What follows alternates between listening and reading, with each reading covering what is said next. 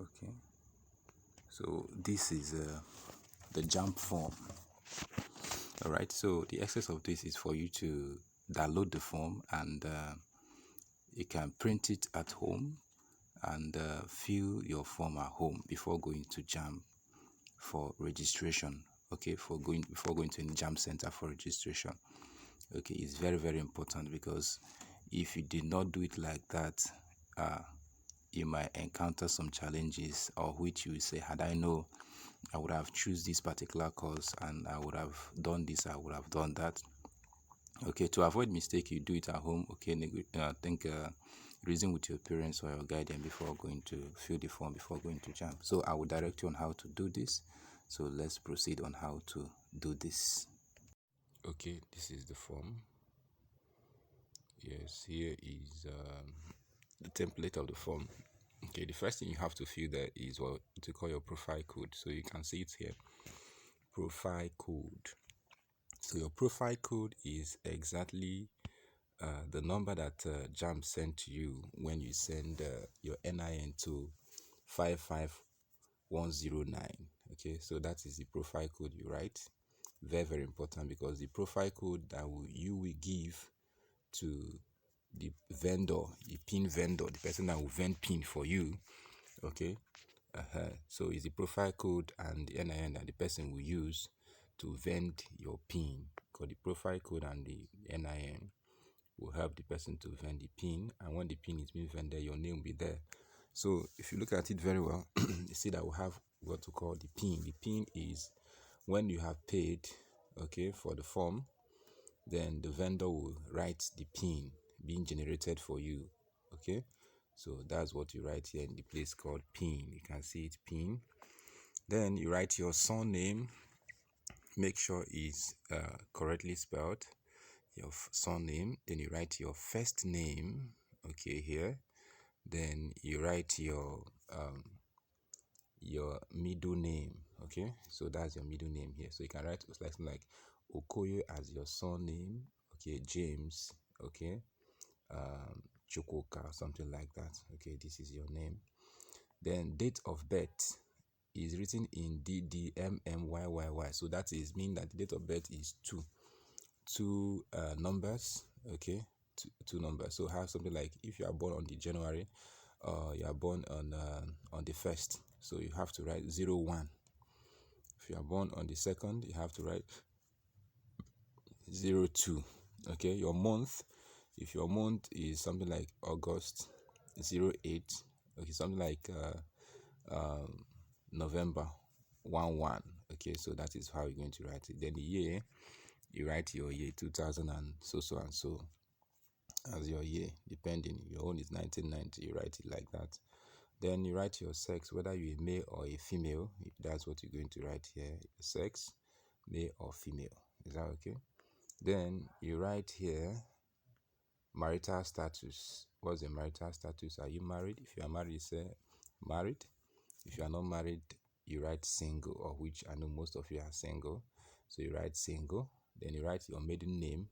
If you are married, maiden name is your papa, real papa name. Is that okay? So you write the name there, your maiden name. Before you now have a change of name, write your maiden name there. Okay, so your previous name also, you write it. So that is what they are saying here. So the next one is your GSM number. You write your GSM number. Okay, if you look at the column, is 1 2 3 4 5 6 7 8 9 10 11. So the column is 11, of which our GSM number is what? 11 digits. So write your digits, 11 digits. Then your nationality, you're actually in Nigeria. If you're not in Nigeria, you can state otherwise. Okay, Nigerian. Then your state of origin, for example, Delta State, Osun State, whatever state you are from. Your local government, you know your local government, you have to write it there. Okay. Next one says, I have made correction to my biodata at NIMS after my last registration. You can say yes to that. Okay, if you actually made a correction. If you don't make, say a no. Okay, so that is it. Then other information, though that one is not even necessary, but other information something like disabilities and so on. Okay, let me remind you. The reason for this correction is, for example, some people um, made correction recently on their names, okay, because JAMB say this time around they have nothing to do with, they will not attend to anybody that will come to them and say they made mistake in their name or this and that. Is that okay? So you should make sure that you did your correction in names before coming to JAMB. Now, other information like disability is blind, or which if you actually fall on of the category, you mark it, but if you are not, okay, you skip it. Is that okay? So your disability is none, so you skip it. Then the reason for disability is so that they will know how to help the person in terms of where to the person will write, okay, based on the material the person is going to write with. Then email address. By now you should have an email address, okay. Go to Gmail, create an email address, and write your email address. Your email address is very important, so don't neglect it too, because when you graduate before you go to service, they will still require that same email address, because that email address is what JAMB will be using to send you messages. Is that okay? So you don't write anything you like, okay. So that's why I say you should take your time, do it at home before you take the form to JAMB center to register. Your contact address, you write your contact address here, okay. Then you write your preferred exam town. This is very important. Some people don't even know what they want to write the exam. If you are in the state capital, you want to write in the state capital, okay, write it. If you are in Lagos and you have a plan to come to somewhere like Bayelsa or whatever, Delta, to write the exam, probably you are not from Lagos, but you know that during that period you will not be around again to write the exam in that state. Please choose the states that you know that you will be around or to write the exam. Then the exam town of that particular state, you write it. Then your mock exam state. If you are writing mock, so you choose where you'll be available to write the mock exam, and the town also that you write the mock exam. So you now mark whether mock exam is yes or no. So if you're writing mock, you mark yes. If you're not writing mock, you write no. So if you're not writing mock at all, you don't need to fill anything that has to do with mock exam. Okay. Then let's go to institution. Okay, let's go to institution. Say candidates are to note that their first choice can also be a college of education, university, innovation, and so on and so forth. But in Nigeria here, I will not lie to you, most of our institutions here in Nigeria, especially universities, that which is the first choice, you must include them as your first choice. You must put them there as your first choice. If not, admission will be something else in their story to tell. Is that okay? So make sure that if it's the University of UI Ibadan, you put it, okay, you write it there. Any university at all that you actually want to go, you write it there.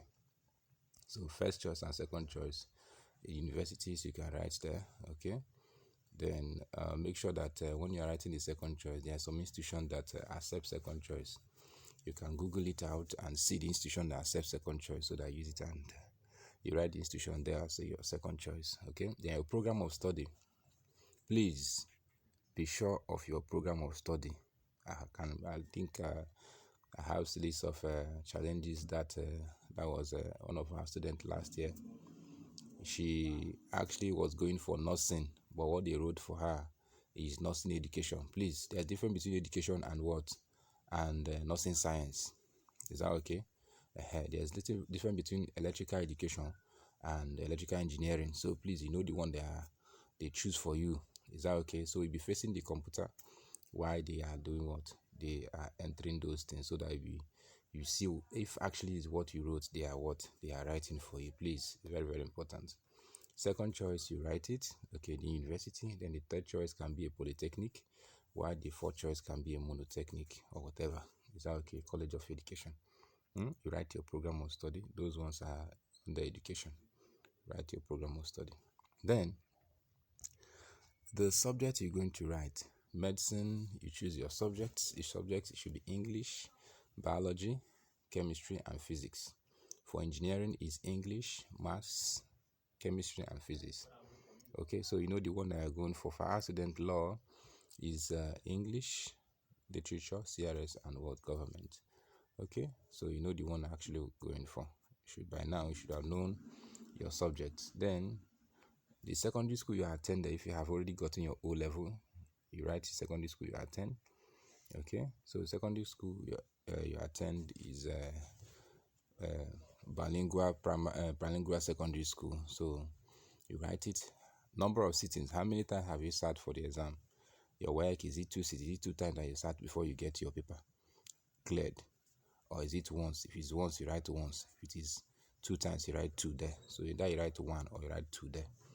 So your O level, you begin to fill them in the O level subject. English, maths, number 1, English, maths, physics, chemistry, biology, and so on and so forth. Fill them the way it appear in your work results.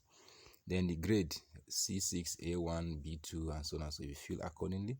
Then you now tell them mark, strike whether it's WAEC, or strike whether it's NACO, or strike whether it's what is NAPTEP, whichever one that you are working with, you kind of strike it so that they know that that one is the one that you actually working with. Then school or private means that, is it GC? GC is private, or is it school? School means that normal uniform.